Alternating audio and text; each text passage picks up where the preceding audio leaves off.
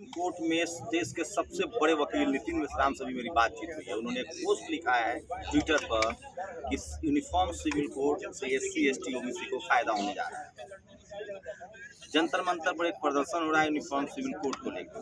एक तरफ तमाम आदिवासी, दलित और अल्पसंख्यक समुदाय के लोग जो हैं और महिला संगठन जो है वो कह रहे हैं कि यूनिफॉर्म सिविल कोड से उनके अधिकार छीने जाएंगे। मेरे साथ सेव इंडिया फाउंडेशन के प्रमुख महीप सिंह हैं, उनसे बात करेंगे। प्रीत सिंह जी, आप क्यों यूनिफॉर्म सिविल कोड के पक्ष में? यूनिफॉर्म सिविल कोड के पक्ष में इसलिए सोचना है क्योंकि मैं बाबा साहब अम्बेडकर को अपना आदर्श मानता हूँ। मैं उनका अनुयायी हूँ।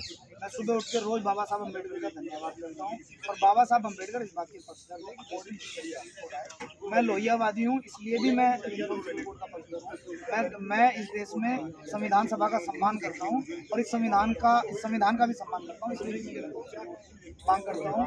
और देश की राजनीतिक पार्टी 1950 से यूनिफॉर्म सिविल कोड की मांग कर रही है, तो मैं ये जानना चाहता हूँ कि इसके लागू होने से क्या क्या देश में फायदे होंगे, इस बात पर सार्वजनिक कर। कौन लोग लटकाए हुए थे इस बिल को? किसकी वजह से आपको लगा कि 1950 से अब तक लटका हुआ है, आज तक नहीं आया?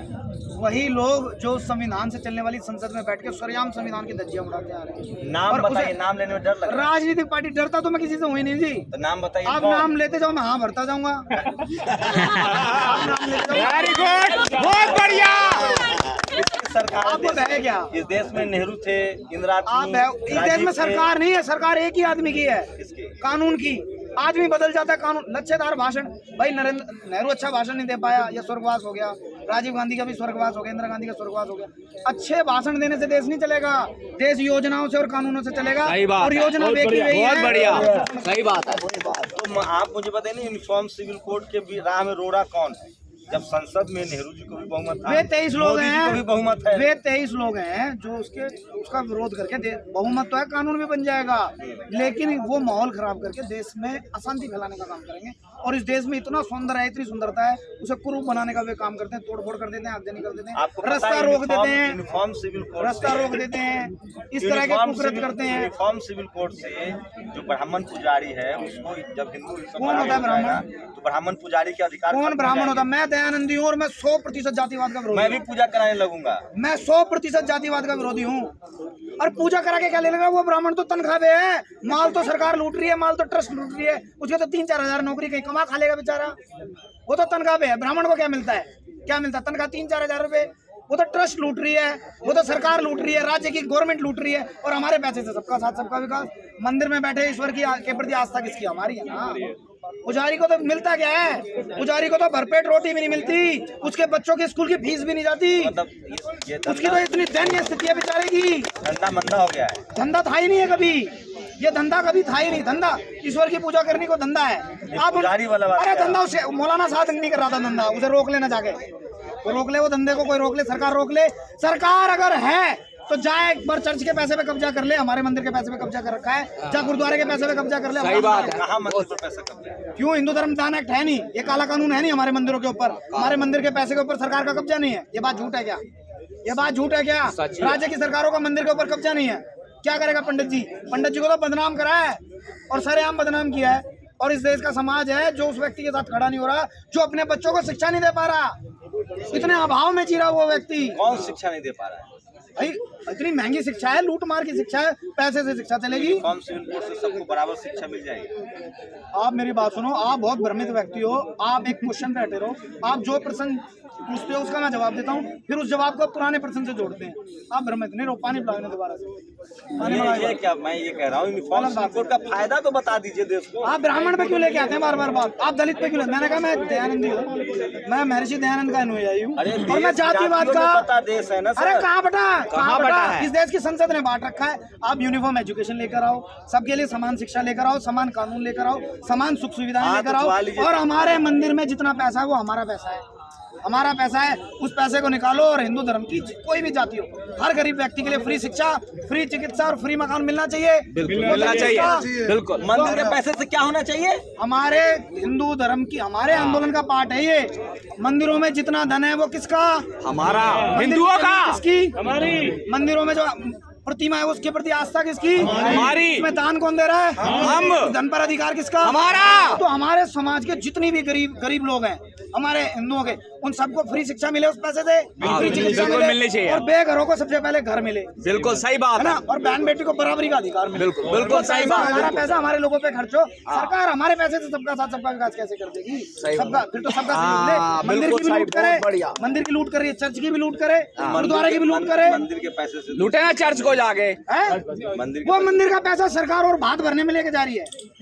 कहाँ मंदिर के पैसे सरकार के पास जा रहे पढ़ो ना, गूगल करो, मैं माइक में पकड़ रहा हूं। हैं? आप गूगल करो, ये तो निजी ट्रस्ट आप है। गूगल करो, बता रहा हूँ, एक सिर्फ आप गूगल तमिलनाडु करो, में, आप गूगल करो, तमिलनाडु आप गूगल करो, हिंदू धर्मदान एक्ट का काला कानून है या नहीं है? तमिलनाडु अरे में मुगलों ने लागू किया है। मुगलों ने इस देश के मंदिरों को लूटा, अंग्रेजों ने लूटा, और फिर कानून बना के ये लूट रहे हैं। आपकी नजर हमारे मंदिरों पे ये क्या? मोदी जी मंदिर लूट रहे हैं। मैं क्या कह रहा हूँ, सरकार की बात कर रहा हूँ मैं। सरकार अभी किस मैं कानून की बात कर रहा हूँ। मैंने कहा व्यक्ति बदल जाए, आप बन जाओ प्रधानमंत्री, मुझे कोई फर्क नहीं पड़ता। कानून बदलेगा, मुझे जब फर्क पड़ेगा। तो तमिलनाडु मैं कह रहा हूँ, मैं देश में कानून के शासन का पक्षधर हूँ, मैं व्यक्तिवादी नहीं हूँ। आप सुन नहीं रहे, बस आप मैं ये कह रहा जबरदस्ती हो हूँ, आप मेरी बात सुनो, आप ये ब्राह्मण दलित मत बोलो, तरीके क्वेश्चन करो बस। अच्छा, मतलब सवाल भी आप ही कहे कि हम वैसे ही सवाल करें। अरे आप मेरी बात तो तो हम सुनो। कह रहे हैं यूनिफॉर्म सिविल कोड का फायदा तो गिना दीजिए। फायदा गिनवा दीजिए, फायदा बता तो दिया। अच्छा, जातिवाद आप नहीं मानते हैं? मैनिफेस्टो ले वो बीजेपी का, उसमें फायदे लिख रहे हैं, वे कानून भी नहीं, आप जातिवाद मानते हैं कि नहीं? 1% भी नहीं। घोर विरोधी में जातिवाद अच्छा, का। एक बताइए और विरोधी हूँ एक बताइए। मैं पानी भी तो पी लेंगे हिंदू भाई। हूँ, आप भी हिंदू हैं, ठीक है, मैं हिंदू हूँ भाई, आप भी हिंदू हैं। हिंदू हिंदू देख के शादी होता है कि जाति देख के शादी होता है? ईमानदारी से बताइएगा, सीना पर हाथ रख के। नहीं, मेरी बात सुनो। अरे डट जाओ यार। शादी होती है गुण, कर्म, स्वभाव और शिक्षा दे। सही बात। ईमानदारी से बताइए। ईमानदारी से। बिल्कुल सही बात मैं है। केजरीवाल तो कितने हूँ, लोग हैं जो मैं जाति केजरीवाल देख के तो शादी हूँ, नहीं होता मैं है? केजरीवाल तो हूँ कि मैं लिख के दे दूँ। जाति देख के शादी होता है कि हमारी धर्म जबान देख के शादी होता है? मैं कह रहा हूँ गुण, कर्म, स्वभाव, शिक्षा। रोज एनसीआरबी के आंकड़े हैं सर, रोज जाति के नाम पर हत्याएं हो रही है। कैसे पीता तो पानी जाति के नाम पर हत्याएं हो रही है। कहाँ हो गई हत्या? हत्या हो रही है तो सरकार जिम्मेदार है। कानून क्यों नहीं बनाती कठोर? सबको बराबरी में क्यों नहीं लेके आती? अलग अलग किताबें पढ़ा के मजदूर का बच्चा मजदूर, आईपीएस का बच्चा आईपीएस, नेता का बेटा नेता, सबके साथ भेदभाव, सबको अलग अलग बस में चढ़ा दो। मोदी जी को तो गलत बाल बस बच्चा में, नहीं है। गलत बस में चढ़ोगे तो गलत ही एड्रेस पे उतरोगे। मैं मोदी के बारे में पूछोगे, एक अफसर नहीं बोलूंगा। मैं क्यों एक अफसर नहीं बोलूंगा। मैं आप सब बोलने के लिए कह रहा हूँ। मैं आशा भरी नजरों से देख रहा हूँ, और जिस दिन वो आशा टूट जाएगी फिर काले झंडे भी हमारे पास तिरंगे के साथ साथ। आशा भरी नजरों से देख रहा तो हूँ। आप मुझे 5 फायदा मैं बताइए आज यूनिफॉर्म तक- सिविल कोड का। मैं ये कह रहा हूँ, मैं एक फायदा भी नहीं बताऊंगा। ये कानून आएगा और ये आएगा और हम इसके पक्ष में। क्यों? अरे गूगल क्यों नहीं करते? गूगल भी तो करो, हो सकता है मेरी बात झूठी हो भाई, मैं कोई गलत बात कह दूं समाज में। सही बात है। नुकसान बताऊं? यूनिफॉर्म सिविल कोड अगर आता है तो इसका नुकसान मैं बताऊं? देश का नुकसान हो तो बताओ, समाज का नुकसान होता हो, एक वर्ग का नुकसान होता हो, उसे हम भरपाई करेंगे सारे मिलकर भरपाई। इससे सबसे ज्यादा सही फायदा बात है, बिल्कुल सही बात है। देश का नुकसान हो तो हम इसका विरोध करेंगे। देश का, ये देश के हित में है कि किसी वर्ग का अगर इससे नुकसान हो रहा है तो उसे बैठ के समझाएंगे, जहाँ कमी रह जाएगी सब मिलकर सहयोग करेंगे। और हमारी भावना सबको जोड़ने की है। हमारी लड़ाई विचारों की लड़ाई है, उन विचारों की जो देश को, लड़ाई है आप लोग। विचारों की वो जो देश को तोड़ने की बात है। कौन लोग तोड़ते हैं? काले कानून बना के, उन काले कानूनों के पक्ष में नारे लगा के देश हित के कानूनों कौन का सा विरोध काला करके। कानून है जो नाम लो आप। अरे नारे लगते हैं मेरे से पहले पहुंचते हो आप ना, तो अस्पताल कौन लोग देश तोड़ रहे हैं? बताइए, किसको देशद्रोही कर रहे हैं? मैं तोड़ रहा हूँ देश? मैं आपकी बात तो कर ही नहीं रहा। तो कौन आप कह रहे हैं देशद्रोही है? कौन देशद्रोही है? देश जो नारे लगा रहे हैं देश में, भारत में रहने वाला सब भारतीय है और सब वो लिख नहीं दिया था पंडित जी जाओ लाला जी जाओ। पंडित जी और लाला जी कहाँ जाए? कहाँ लिखा है? वहाँ घेर में लिखा हुआ था, घेर में। अरे जेएनयू में तो माथा सर अरे फोड़ दिया नेहरू और का घेर है वहाँ बसंत कुंज में। आपके देश की सबसे टॉप यूनिवर्सिटी है। घेर है वो, घेर। वहाँ ढोर हाँक के पूरे देश के कुएं बंद कर रखे हैं वहाँ। वो कोई है कुछ इस तरह की स्थिति वहाँ। सबसे ज्यादा निर्मला सीतारमन, अब विदेश मंत्री आपके सब वहीं से पढ़ के आए हैं। आप मेरी बात सुनो, बंजर हो गया वो खेत। अच्छी पौध जो निकलनी थी निकल गई, हाँ। अच्छी फसल होगी, अब वो जुतेगा खेत दोबारा से, फिर बीज रोपण होगा, खाद अभी बढ़ती आईपीएस जाएगी। यूपीएससी सबसे ज्यादा आईएएस आईपीएस वहीं से आता है। कानून बदलने की बात करो ना। एक भी आईएएस आईपीएस इस देश में कानून बदलने की बात करता है क्या? वो मानसिक गुलाम है, रहस्यमयी गुलामी है उसके मानसिक पटल।